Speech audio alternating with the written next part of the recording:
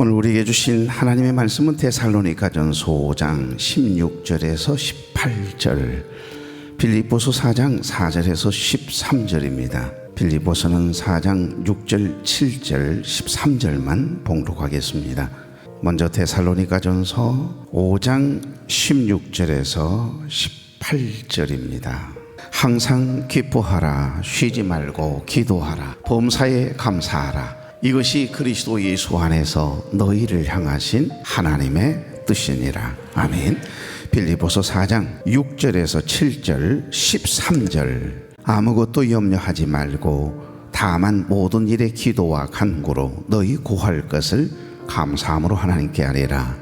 그리하면 모든 지각에 뛰어난 하나님의 평강이 그리스도 예수 안에서 너희 마음과 생각을 지키시리라. 13절. 내게 능력 주시는 자 안에서 내가 모든 것을 할 수 있느니라. 아멘. 세상에서 가장 그리운 사람, 내가 어느새 그대 이름을 불러 원합니다. 내가 살기 위해서. 정말 하나님을 너무너무 원망할 때가 있었어요. 아니 하나님, 저 하나님 자녀 아니냐. 그러면 가수도 좀 잘 되게 해주고 좀 이런 거 좀 겪지 않고 좀 그렇게 해주시면 어디 덧나냐. 근데 이제 너무 이게 어려워지니까 하나님이 원망스러워서 교회 나가고 싶지 않더라고요. 그래서 교회를 안 나가버렸어요.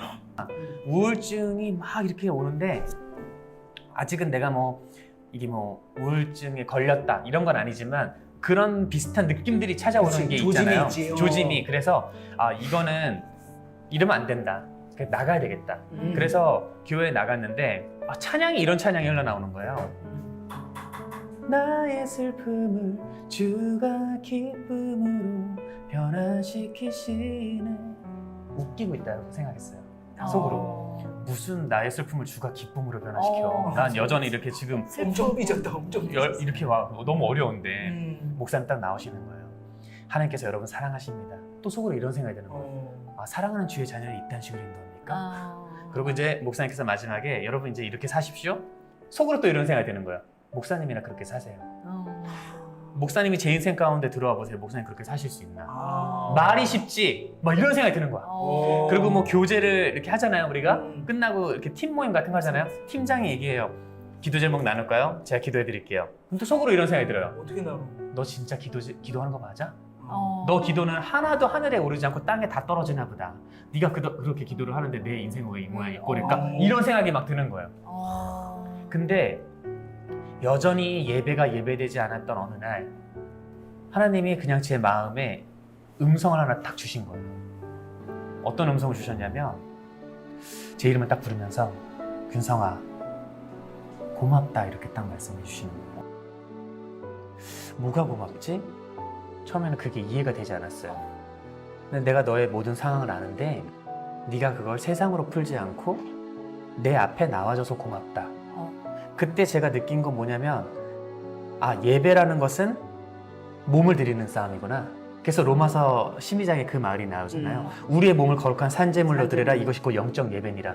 그러니까 내가 예배 드리고 싶은 마음이 없고 전혀 그런 생각도 없는데도 내 몸을 거기다 갖다 놓으면 결국 은혜의 이거를 맞더라고요. 그래서 결국 하나님께 그 음성을 들은 거예요.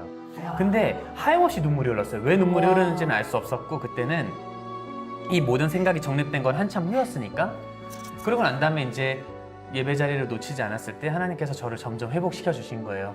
그래서 하나님께서 저한테 나왔던 것들이 뭐냐면 십자가 사랑이 무엇인지를 이제 완전히 저한테 오신 거고 갖고 그 복음으로 갖고 저를 다시 한번 흔드시더라고요. 그러면서 제 안에 있는 많은 생각이 뒤집어졌는데 이런 생각이 드는 거예요. 내가 말씀을 쫓고 하나님을 쫓다가 겪는 것은 고난이잖아요. 그렇지. 근데 내 멋대로 살다가 겪는 게 왜 고난이냐는 거죠. 하나님의 뜻도 아니야. 그건 그냥 내 뜻대로 살았어. 근데 내 뜻대로 살다가 겪는 것은 대가죠.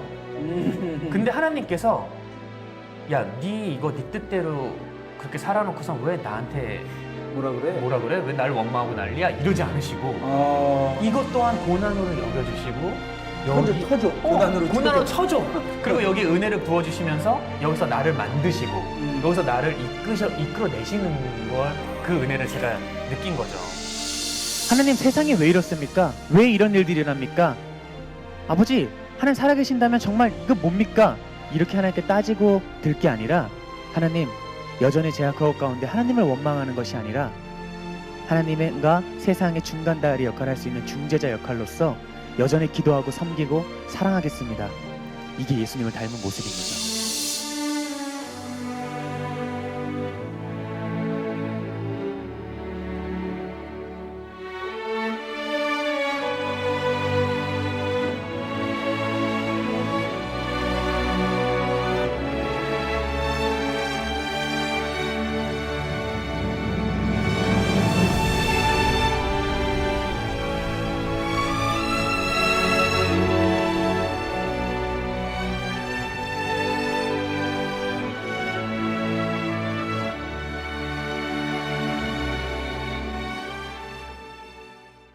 지금 이 시간 나는 성령이 내 속에 계시다는 것을 확신합니다. 그분이 여러분 속에서도 살아 역사하실 줄 믿습니다. 그래서 오늘 우리에게 주신 이 하나님의 말씀이 저와 여러분의 마음에 빛이 되길 원하고 그 빛을 비추이는 자로 이 한 주도 아니요 일평생 동안 In Christ Jesus, 예수 그리스도 안에서 승리하며 살아갈 수 있기를 주의 이름으로 축복합니다. 오늘 영상의 주인공은 독실한 기독교 집안에 딸도 없고 아들도 없습니다. 외아들로 태어난 그룹 노을의 보컬리스트인 가수 강균성 형제의 간증입니다. 방금 보신 것처럼 가수 활동이 잘 풀리지 않고 크고 작은 인생의 어려움들이 계속해서 그에게 불어오자 속으로 늘 하나님께 대한 불만이 굉장히 많았다고 그래요. 그래서 괜한 하나님만 자꾸 원망하고 불평하고, 그러니 무슨 예배가 은혜가 되겠어요. 목사님 말씀 선포할 때마다 나와는 아무런 상관이 없는 말씀, 찬양단 찬양 부르는 가사는 왜 그렇게 더 열받게 하는지 신경을 곤두서게 만드네요. 하나님, 저 하나님의 자녀 아닙니까? 그런데 왜 이렇게 힘들게 하십니까? 이러면 곤란합니다. 모태신앙이지만 은혜가 그 마음에서 희미해지기 시작하니까 그만 원망과 불평 외에 그의 입술에서는 감사가 결코 나오지 않습니다. 그러면서 예배드리러 가는 게 너무 싫고, 그래서 어느 순간에는 그렇게 한 번도 빠져본 적이 없는 주일 예배 방콕에 들어갔습니다. 그런데 시간이 지나가면서 한 주, 두 주는 괜찮았는데 한 달이 지나가면서 사람이 우울해지기 시작하는데 뭔가 이상하다. 이러다 나도 다른 연예인들처럼 자살하고 죽겠다는 생각이 딱 들어오는데 그 순간 충격이 되더라는 거예요. 그래서 모태신앙이 있어서인지, 그래도 그 안에 예수의 생명이 있어서인지, 그래도 하나님께서 사랑하신 아들이어서인지 예배의 자리는 그래도 사수해야겠다. 은혜가 되든 안 되든. 그래서 교회에 나왔는데 하필이면 그날따라 찬양 인도자와 함께 찬양단이 부르는 찬양 가사가 또 신경을 건드리네요. 나의 슬픔을 주가 기쁨으로 변화시키시네. 우리는 아멘이지만 혼잣말로 그랬대요. 웃기고 있네. 무슨 나의 슬픔을 주님이 기쁨으로 변화시켜? 지금 나는 여전히 우울하고 너무 힘든데. 잠시 후에 목사님께서 강단에 올라서서 말씀을 선포하세요. 사랑하는 교회 여러분, 우리 하나님께서 여러분 한 분 한 분을 사랑하십니다.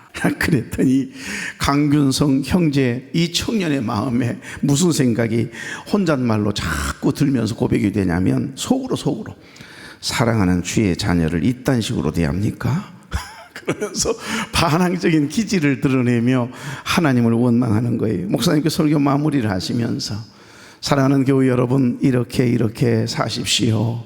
오늘 말씀처럼 이렇게 사셔야 합니다. 그 순간 혼잣말로 목사님이라 그렇게 사십시오. 목사님이 제 인생 가운데 들어와 보세요. 목사님 그렇게 사실 수 있나? 말이 쉽지. 그러면서 혼잣말을 계속 하는 거예요. 내 안에 있는 또 다른 내가, 겉사람인 내가, 속사람인 성령의 법을 따르고자 원하는 진짜인 나, 하나님이 원하시는 속사람인 성령의 법을 따르고자 원하는 내가 아니라 사람들에게 보이기 위한 체면, 자존심, 이것으로 똘똘 뭉쳐져 있는 겉사람인 내가, 육체의 법을 따라가고 있는 내가 계속 혼잣말로 반항하는 거예요. 늘 예배를 드리러 오지만은 냉소적인 반응으로 하나님 마음을 이렇게 아프게 했다는 거예요. 그런데 여러분, 내 몸뚱아리가 여기 앉아 있으면 그래도 이슬비에 옷이 젖는다고 은혜에 비해 조금씩 젖어들었던가 봐요. 어느 주일날이었습니다. 예배를 드리고 있는데 하나님께서 툭툭 치는 것처럼, 준성아, 고맙다. 내 마음에 들리는 주님의 음성이 딱 한마디예요. 준성아, 고맙다. 그래서 속으로 뭐가 고맙지? 내가 하나님께 고마운 일을 한 적이 없는데 그거 참 이상하잖아요. 그런데 그 순간 내가 너의 힘든 상황을 다 아는데 내가 그래도 세상 쪽으로 나아가서 술로 풀고 세상적인 육신의 방법을 통해서 그 힘듦을 풀지 않고 그래도 내 앞에 나와줘서 예배 자리에 너가 앉아 있어서 고맙다, 그렇게 깨달아지더래요. 이 자리에 그런 분 계세요? 주님이 찾아오셔서 준성아, 고맙다 그러시네요. 들려지길 바랍니다. 그때 비로소 예배는 감정이 아닌 이 몸을 들인 영적 싸움이라고 하는 것을 깨닫게 되었다라고 하는 간증이에요. 로마서 12장 1절에 로마 교회를 향해서 성도들에게 쓴 사도 바울의 편지에 보면 너희 몸을 하나님이 기뻐하시는 거룩한 산 제물로 드리라. 이는 너희가 드릴 영적 예배니라 그러세요. 이 말씀이 깊이 다가오며 그때부터 예배 자리를 생명처럼 악착같이 지켰다고 그래요. 그런데 놀라운 것은 순간순간 은혜로 회복시켜 주시고 하나님의 십자가의 사랑이 깨달아져서 순간순간 하염없이 펑펑 울었다고 합니다. 그리고 그 안에서 깨달은 또 한 가지는 자기 뜻대로 살다가 겪는 어려움들, 자기가 잘못해서 불순종하다가 죄를 지어서 남의 일에 괜히 참견하다가 악한 일에 휘말려서 다가오는 그런 것들은 고난이 아니라 그건 죄값이고 불순종의 대가라고 하는 거, 그때 깨달아지더라는 거예요. 그런데 그럼에도 불구하고 우리 하나님은 그조차도 십자가라는 안경을 통해 바라보시고 고난으로 여겨주셨고 내 사랑하는 자녀가 당하는 고난으로 여겨주셨고 은혜를 부으셨다라고 하는 깊은 울림이 있는 간증이었어요. 사랑하는 교회 여러분, 저와 여러분은 하나님을 예배하는 예배자임을 믿습니까? 나는 하나님을 예배하는 예배자입니다. 일부 예배 때 드리거든요. 내가 서 있는 곳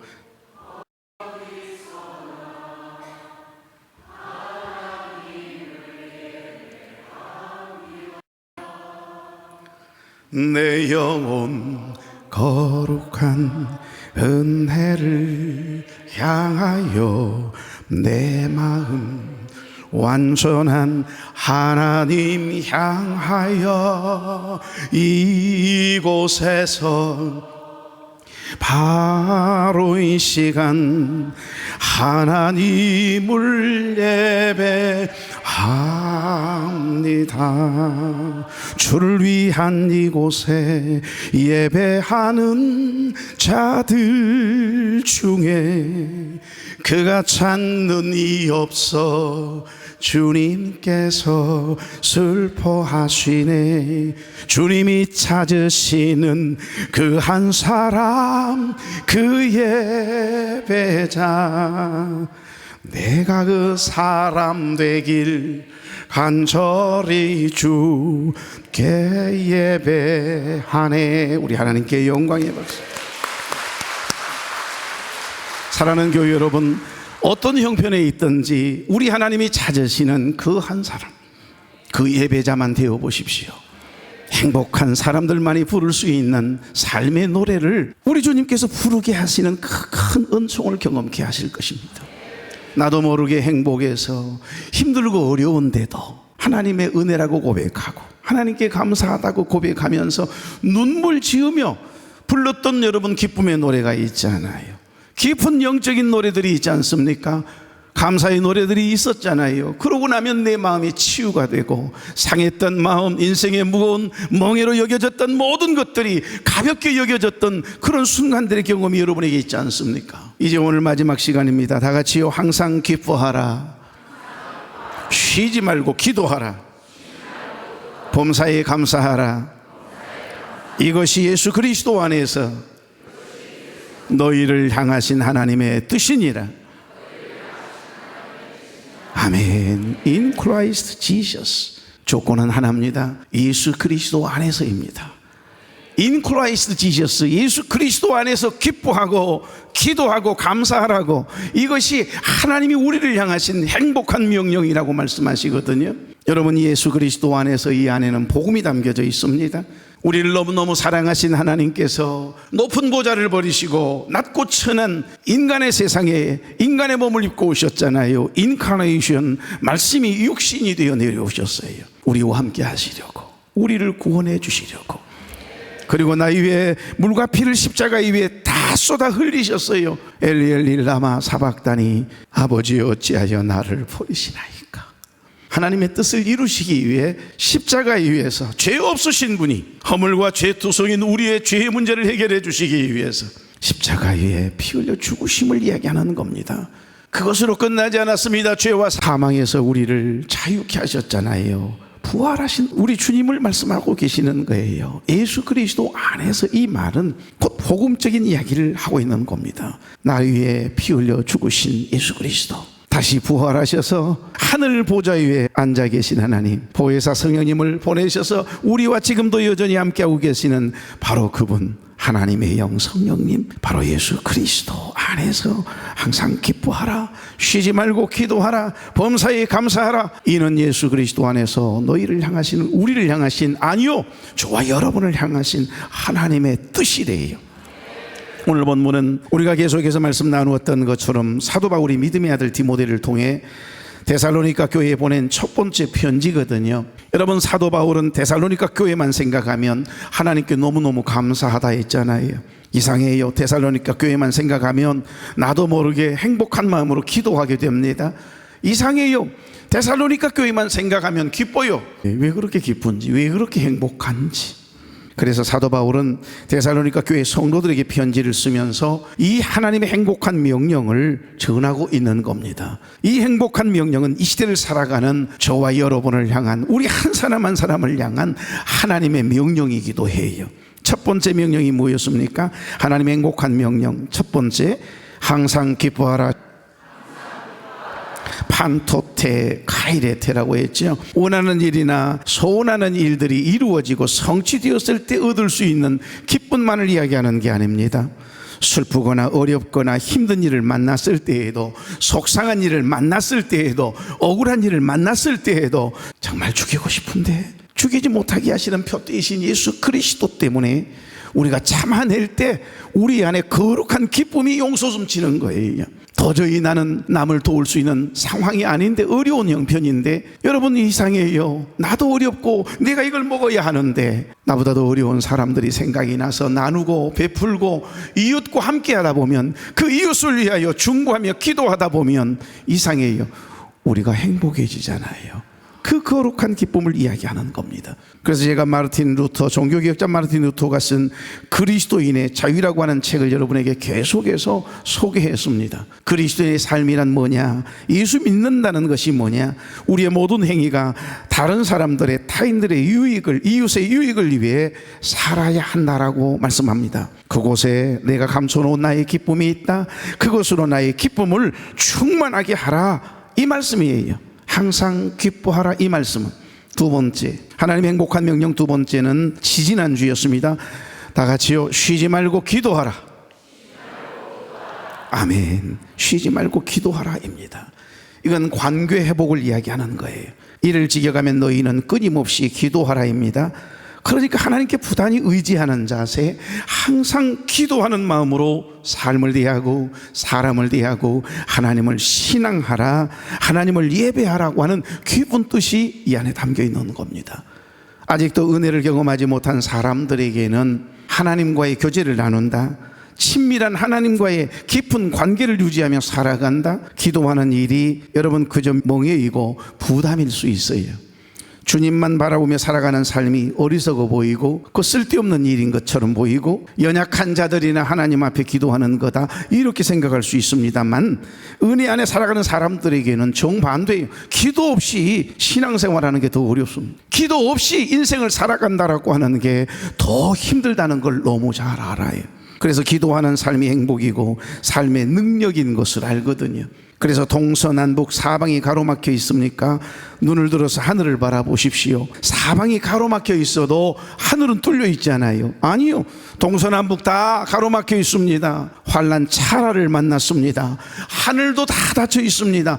감옥 안에 갇혀 있는 것처럼 답답해서 견딜 수가 없는 그런 환난을 만났을 때에도 여러분 절대 환경에 매이지 마십시오. 이 몸뚱아리는 갇혀 있을지 모르지만은 우리의 영혼은 하나님의 말씀에 붙들려 있어야 합니다. 예수 그리스도 안에 있으면 자유함을 얻습니다. 그래서 여러분 믿음의 눈으로 바라보면 아무것도 아니에요. 믿음의 주여 또 온전케 하시닌 예수 그리스도만 바라보며 기도하다 보면 놀라운 은혜가 있거든요. 하나님은 너를 지키시는 자 너의 우편에 그늘 되시니 낮의 해와 밤의 달도 너를 해치지 못하리. 하나님은 너를 지키시는 자 너의 환난을 면케하시니 그가 너를 지키시리라. 너의 출입을 지키시리라. 눈을 들어 산을 보아라. 너의 도움 어디서 오나 천지 지으신 너를 만드신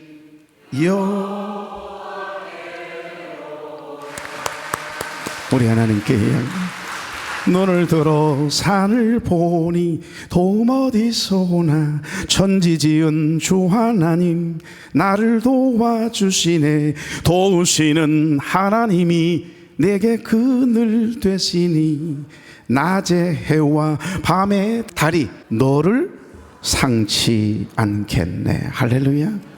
이게 쉬지 않고 기도하는 사람들이 부를 수 있는 노래예요. 쉬지 말고 기도하라. 하나님께 부단히 의지하는 자세, 항상 기도하는 마음으로 사람을 대하고 하나님을 신앙하라, 하나님을 예배하라 라고 하는 깊은 뜻이 있다고 말씀드렸지요. 지지난주 말씀 기억나십니까? 여기 쉬지 말고라고 하는 이 단어가 어디에서 나왔는지 헬라 의학 문학에서 계속되는 기침을 묘사할 때 쓰여졌던 단어라고 하는 말씀 소개했습니다.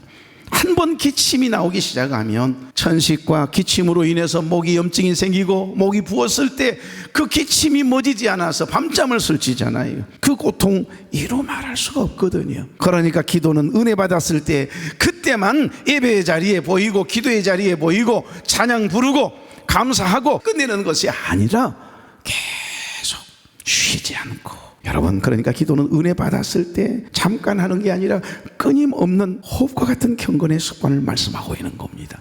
하나님과의 관계 친밀함은요 계속 유지되게 하셔야 돼요. 신앙은 관계입니다. 인생은 관계입니다. 이 관계를 깨는 게 뭐죠? 죄거든요. 아무리 부부간의 관계가 좋아도 그 사이에 죄가 딱 들어오면 관계가 깨져요. 죄를 짓게 만드는 놈은 마귀와 사단이잖아요. 다 같이요. 신앙은 관계입니다. 이 관계를 깨는 게 뭐라고요? 죄라니까요. 죄를 짓게 하는 놈이 어떤 놈이? 어둠의 영 사단 마귀거든요. 다 쓰러져요. 다 넘어져요. 그런데 죄로 인하여 깨어진 이 관계를 다시 회복시키시는 게 뭘까요? 예수 그리스도께서 우리를 위하여 십자가를 지시고 죄 없으신 분이 우리의 죄값을 테텔레스타이 죄값을 치루어 주심으로 우리를 구원해 주셨잖아요. 그래서 깨어진 이 관계를 다시 회복시키시는 것은 믿음이다. 그러나 그 믿음을 지속시키고 유지시키는 것은 믿음이 있노라면서도 외로움이 옵니다. 믿음이 있노라면서도 속상할 때가 있습니다. 힘듦이 경험될 때가 있습니다. 그래서 이 관계를 유지하는 건 뭐냐? 끝없는 하나님의 사랑이다. 십자가의 사랑. 하나밖에 없는 아들을 이 땅에 보내셔서 나의 죄값을 치르게 하시고 나를 구원해 주신 그 하나님의 끝이신 은혜. 반란아 내게 오너라 시련나 내게 오너라. 주님 사랑해서 누가 나를 끊으리요? 그 하나님의 사랑이, 하나님의 은혜가 여러분의 마음에서 희미해지지 않기를 바랍니다. 하나님의 은혜가 희미해지면, 하나님이 나를 사랑하신다라고 하는 끝없는 그 하나님의 사랑이 내 가슴 속에서 희미해지면 바로 시험 들어요. 그 관계 금방 깨지는 겁니다.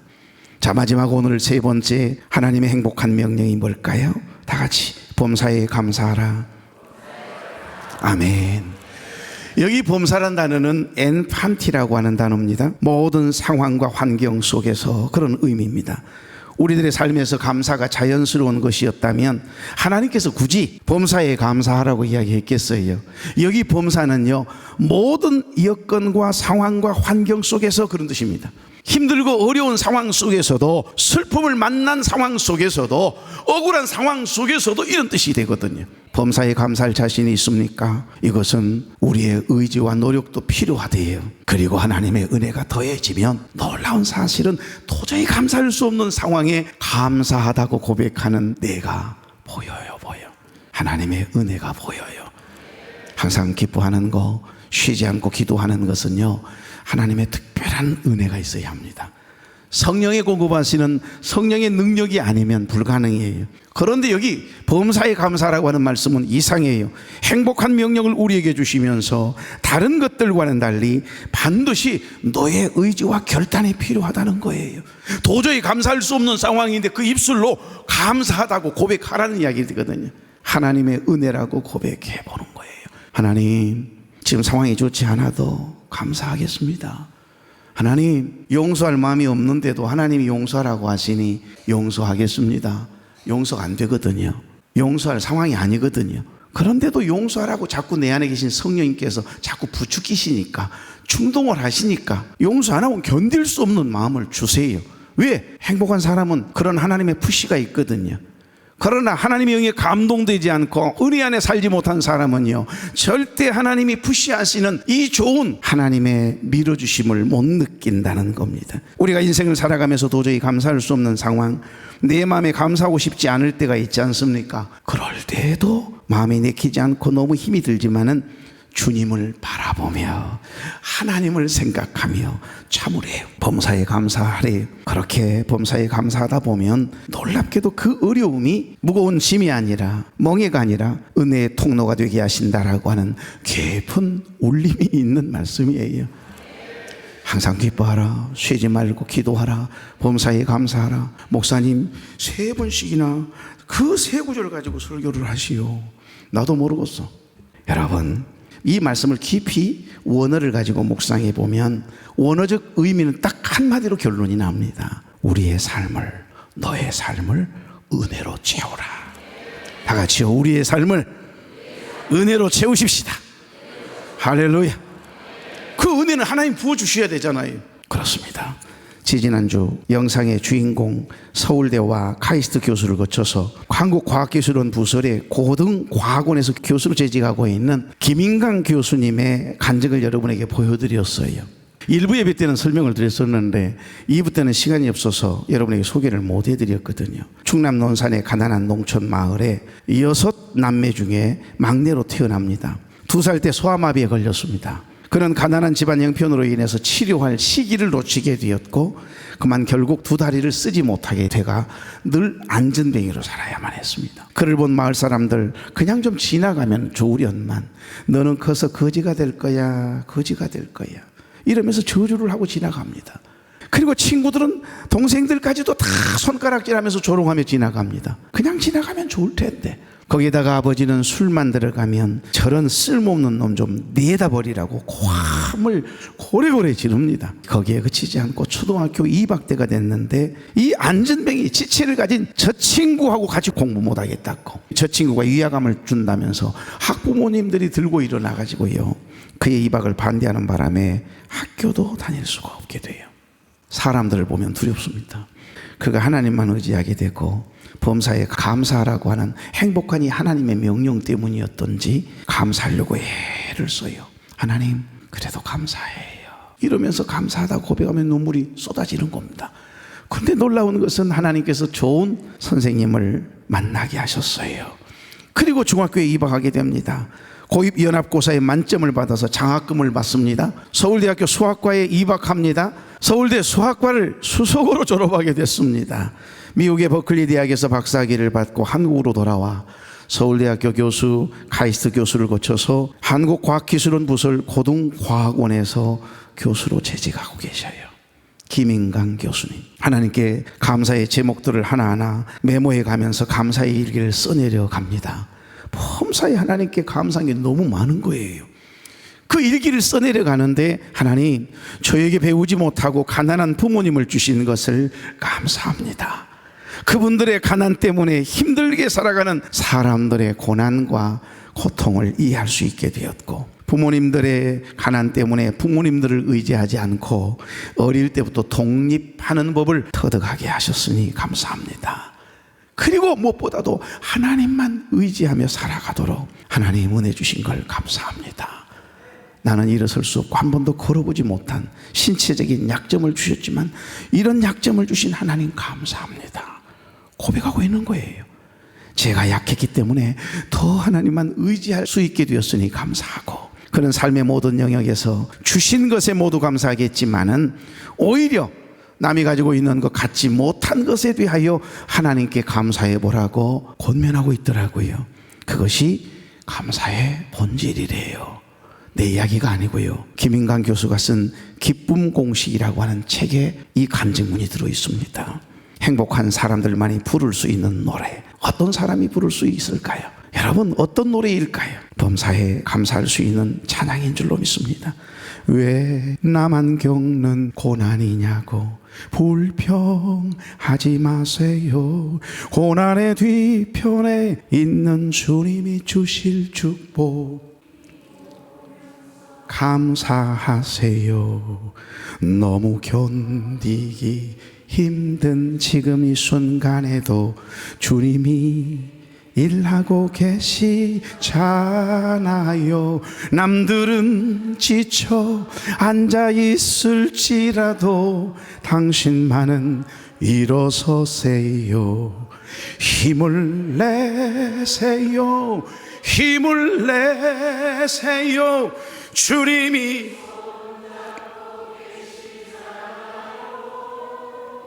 주님이 나와 함께함을 믿는다면 어떤 역경도 이길 수 있잖아요.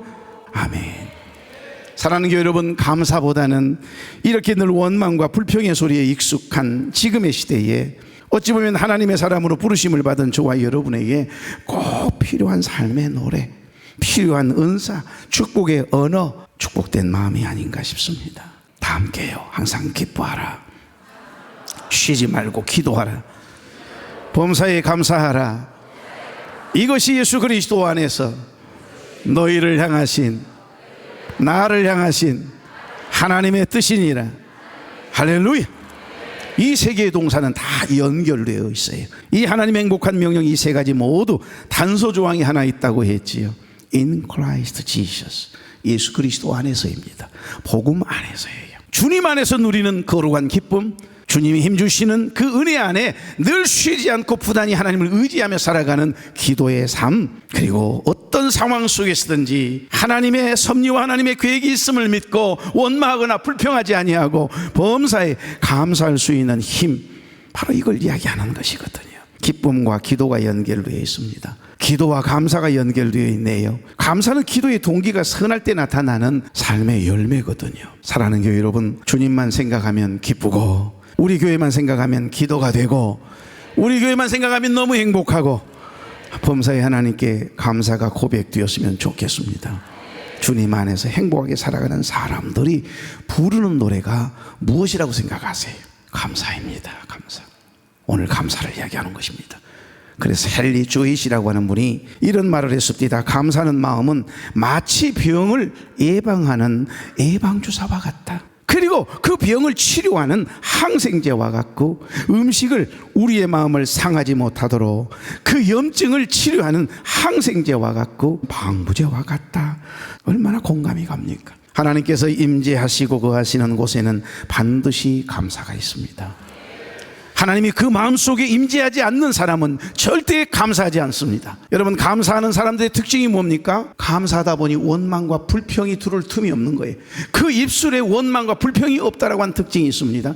늘 원망하고 불평하는 사람들의 특징이 있습니다. 그 사람 입에서는 감사가 한 번도 터지지 않아요. 그래서 종교교역자 마르틴 루터는 마귀의 세계는 감사가 없다.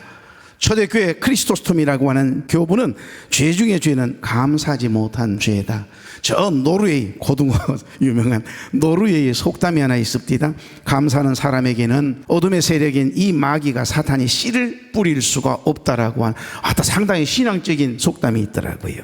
일본 유명한, 아니요, 전 세계적으로 유명한 우찌무라 간조 신학자는 만일 하나님이 인간을 저주하신다면 그것은 질병이나 실패나 배신으로 죽음으로 저주하는 것이 아니라, 암병으로 저주하는 것이 아니라 감사함을 잃어버리는 메마른 심정으로 저주하게 될 것이다 라고 하는 유명한 말을 했어요. 그래서 행복한 사람들이 늘 감사하다고, 하나님의 은혜라고 그리 노래를 부르는 겁니다. 사랑하는 교회 여러분, 환경이 아니라 예수 그리스도가 우리의 기쁨이 되고, 문제가 아니라 예수 그리스도가 우리의 기도의 대상이 되고, 상황이 아니라 예수 그리스도가 우리와 함께 하시기에 감사인 줄로 믿습니다. 그래서 범사에 감사하라, 이것이 너희를 향하신 하나님의 뜻이라고 행복한 명령을 우리에게 주신 것 아닐까요? 그래서 신학자 폴 틸기라고 하는 분은 감사하는 생활은 그것 자체가 이미 축복이다, 그런 표현을 썼어요. 한 권사님이 건강진단을 받고 몸에 이상을 발견했던가 봐요. 이분은 생업 때문에 주의를 제대로 지킬 수 없었던 권사님이세요. 병원에 갔더니 이상을 발견하신 다음에 크게 깨달은 것이 있었던가 봐요. 내가 헛살았구나. 돈을 벌어서 부자가 되긴 했는데 아둥바둥 주일도 못 지키고 돈 벌어 가지고 얻은 것이 결국 질병인가. 그래서 주일에는 가게 문을 닫고 온전히 그 진단 받고 난 다음부터 주일을 철저하게 드리기 시작합니다. 그분의 가게가 잘 되는 것을 누구보다 잘 아는, 이를 말을 잘 옮기는 한 권사님이 그러더래요. 믿음으로 살려고 큰 손해 감수했네. 대단하네 권사님. 위로입니까? 비웃는 겁니까? 그분의 말을 듣고 큰 손해라고 하는 말이 계속해서 떠나지 않더래요. 진짜 내가 큰 손해를 보는 것인가? 주일날 교회에 나와서 예배를 드리는 것이 큰 손해인가? 가만 생각하니까 아니더래요. 큰 손해라니요. 요즘 저는 돈으로는 도무지 얻을 수 없는 이 기쁨과 행복을 누리고 사는데, 이제야 비로소 인격적으로 예수님을 만났는데, 그래서 암진단 받은 것이 감사하답니다. 예배드리는 이 시간이 너무 행복하고 기쁘고 감사하대요. 바로 이것이 우리를 향하신 하나님의 뜻이기 때문인 줄로 믿습니다. 암 진단을 받고서야 비로소 온전히 주의를 성수하고 예배를 드릴 수 있도록 가게 문을 닫을 수 있는 결단을 하게 해주셨기 때문에 너무 하나님의 은혜가 크다라고 고백하는 권사님의 이야기를 듣습니다. 여러분, 이것이 행복한 사람들만이 고백할 수 있는 고백이요 노래가 아닙니까? 시간이 좀 갔지만 환희제인 크로스비 여사 이 이야기만 하고 마치고자 합니다. 그는 생후 1개월쯤 되었을 때 감기로 인해서 열이 오르고 눈병이 생겼습니다. 그의 집에 가정부가 어린아이가 너무 열이 나가지고 힘들어하니까 눈에 뜨거운 겨자 파원을 딱 대준 것이 그만 화근이 되어서 일생을 보지 못하는 소경이 되거든요. 시각장애인이 됩니다. 그는 평생 앞을 보지 못했습니다. 그러나 95년을 살아오면서 그 평생을 살면서 놀라운 사실은 1만 2천여 편의 주옥과 같은 깊은 연감이 있는 찬송시를 작사해내거든요. 그 수많은 곡들이 지금 우리 찬송가 안에 얼마나 많이 담겨 있는지 몰라요. 예수 나를 위하여 십자가를 질 때 인내하신 곳에 주여 나의 갈 길 다가도록 예수 인도하시니 어려운 일 당한 때도 조카는 내주시네. 나는 심히 고단하고 영혼 메고 가라. 나의 앞에 반석에서 샘물 나게 하시네. 나의 배반 속에서 샘물 나게 하시네. 오 놀라운 구세주 예수 내 주 참 능력의 주시로다. 나의 영 원하신 기요 생명보다 귀하다.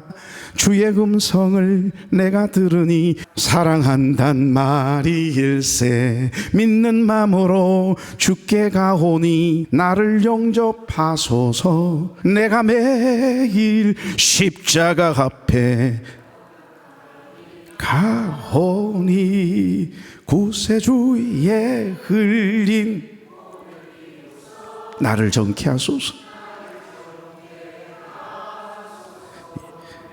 이것이 나의 간증이요 이것이 나의 찬송일세. 나 사는 동안 끊임없이 구주를 찬송하리로다. 이 모든 게 크로스비 여사가 쓴 찬송가들이에요. 이 찬양들 모두가 이 주옥과 같은 깊은 울림이 있는, 우리를 위로하고 우리에게 소망을 주고 우리를 다시 일어서게 했던 이 많은 찬송가가요, 도저히 감사할 수 없는 상황 속에서 하나님께 감사했던 한 여인을 통해서 만들어졌다라고 하는 사실. 행복한 사람들만이 부를 수 있는 노래가 바로 이런 노래입니다. 맹인이라서 감사하고 다른 사람을 의지할 수밖에 없어서 감사하고, 우리들에게는 원망과 불평거리들이 그녀에게는 모두 다 범사의 감사의 소재들이 된 거예요. 90세가 다 된 어느 생일날이었습니다. 한 기자가 너무 궁금해가 그녀에게 다가와 물었어요. 당신의 소원은 무엇입니까? 크로스비 여사님, 90평생을 사셨는데 당신의 소원이 무엇입니까? 딱 한 가지만. 만약에 이 여사께서 소경이 되지 않았다면 참으로 더 많은 일들을, 귀한 일들을 하실 수 있었을 텐데 지금 이 여사의 소원이 무엇입니까? 라고 질문을 던졌어요. 이 기자는 당연히 눈을 한 번만 더 봤으면 좋겠습니다, 이렇게 대답할 것을 기대하고 물었는데, 크로스비 여사는 전혀 다른 대답을 합니다. 나는 지금처럼 장님이 되기를 소원합니다, 그랬어요. 왜냐하면 세상에 더러운 것을 보지 아니한, 전혀 오염되지 아니한 깨끗한 눈을 가지고 하나님의 나라에 가서 가장 먼저 이 때묻지 않는 깨끗한 눈으로, 깨끗한 마음으로 우리 주님을 볼 수 있기 때문입니다 라고 했대요. 감동이지요. 그래서일까요? 그녀는 95년 동안 주님께서 베풀어 주신 모든 은혜에 대한 감사를 찬송시로 간증하고 있습니다. 여러분, 한결같이 그녀가 작시한 모든 곡들 속에 슬픔이 아닌 기쁨이, 감사가 채워져 있다라고 하는 것, 하나님의 은혜로 가득 채워져 있다라고 하는 특징이 있다는 것을 발견하게 될 것입니다. 오늘 말씀의 결론은 오늘 목사님이 봉독했던 빌립보서 4장 6절에서 7절입니다. 그리고 13절입니다. 다 같이 아무것도 염려하지 말고 오직 모든 일에 기도와 간구로 너희 구할 것을 감사함으로 하나님께 아뢰라. 그리하면 모든 지각에 뛰어난 하나님의 평강이 in Christ Jesus, 예수 그리스도 안에서 너희의 마음과 생각을 지키시리라. 할렐루야. 13절, 내게 능력 주시는 자 안에서 내가 모든 것을 할 수 있느니라. 할렐루야. 여러분, 이 능력은 어떤 능력인 줄 아세요? 안 되는 일을 처리하고 해결하는 능력을 이야기하기보다는요, 어떤 상황 속에서든지 자족의 비결을 깨닫고 감사할 수 있는 능력을 이야기하는 거예요. 어떤 상황 속에서든지 항상 기뻐하라, 쉬지 말고 기도하라, 범사에 감사하라, 이 하나님의 뜻을 이루는 것을 이야기하고 있는 겁니다. 그런 사람들은 이 땅에 살아가는 동안 우리에게 하나님이 능력 주시는 자 안에서, 이 말은 in Christ Jesus, 예수 그리스도 안에서라고 하는 뜻이에요. 복음 안에서.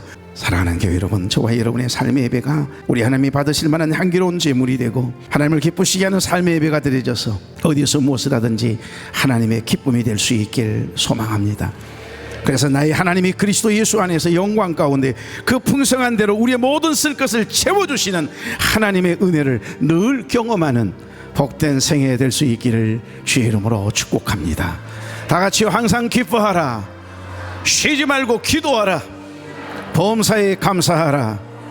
이것이 예수 그리스도 안에서 너희를 향하신, 나를 향하신 하나님의 뜻이니라.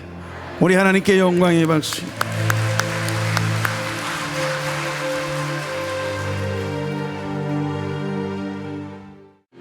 전능하신 하나님, 우리의 일상이 기적이고 은혜인데 하나님이 허락하신 귀한 것들인데 우리는 감사하지 못하며 살았습니다. 날마다 누군가의 소원을 이루고 날마다 기적이 일어나는 나의 하루하루를, 나의 삶을 예수 그리스도 안에서 오늘도 내일도 사랑하며 살아가게 하옵소서. 오늘도 깨닫게 하셨사오니 어떤 경우에라도 원망하거나 불평하거나 포기하지 않게 하시고 In Christ Jesus, 예수 그리스도 안에서 항상 기뻐하고 기도하고 구원의 하나님을 찬양하며 감사하며 살아가는 우리의 삶이 되도록 주님의 뜻을 이루어 드림이 있는 우리의 삶이 되어 그 은혜를 흘려보냄이 있는 사랑하는 종들 되게 해 주시옵소서. 이제는 우리 주 예수 그리스도의 은혜와 하나님 아버지의 국진하신 사랑과 성령님의 감동, 감화, 교통, 위로, 축복, 인도하심의 역사가 사랑하는 종들의 머리 위에 병상에 누워있는 우리 모든 교우들과 해외 군대 객지에 나가 있는 우리 모든 자녀들, 혈육들 위에, 그리고 조국 대한민국 위에, 우리 교회 위에, 사랑하는 종들의 가정과 사업장 위에 이제로부터 영원토록 함께 계시기를 간절히 축원하옵나이다. 아멘.